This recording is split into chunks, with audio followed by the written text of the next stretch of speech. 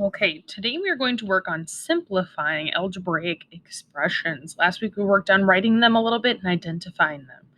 First, here's two vocabulary pieces we're going to need today. First, to simplify means to find an equivalent expression that is simpler than the original. We have already done this in our order of operations work this year. You might also hear this called evaluating. And then, like terms, this is where we have terms of A that we can put together. So for example, right here, we are going to collect the like terms. When we add and subtract, I put together my 4A, 2A makes 6A, and then I am subtracting 5 minus 3. Okay, let's do a couple of these real quick.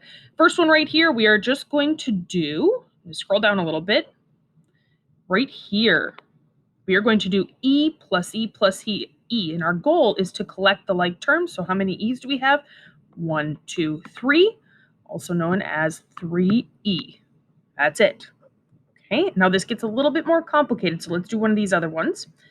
Now, sometimes we have these terms that have labels right here where we are combining big quantities of these. So we're going to start with this one right here. We have 4C plus 2C equals 10C. So all we're doing is collecting our terms of C. So 4C plus 2C right here, I see 6C, and then I am simplifying this each time, kind of like an order of operations problem, chunking this, and I'm going step by step, and 6 plus 10 is 16C. So all we did was take this and simplify it to 16C, meaning this side of the equal sign equals this side of the equal sign. We simplified it. Okay. Now, sometimes we have both addition or subtraction in an expression when we are trying to solve. At that point, if that happens, I want you to remember the order of operations or gems to help you. I'm going to scroll down to the bottom of our screen. And do right here, we have 9Z minus 3Z plus 4Z. You're going to work left to right to simplify this.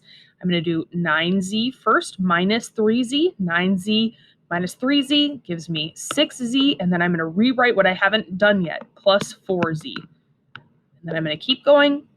6Z plus 4Z gives me 10Z. This is my simplified answer from simplifying that expression. Okay, last part of this.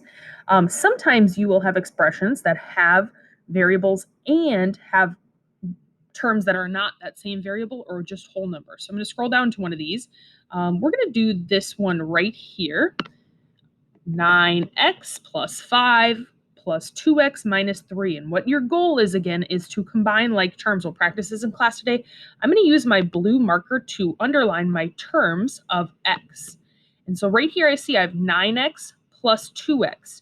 I'm going to combine those. 9x plus 2x is 11x.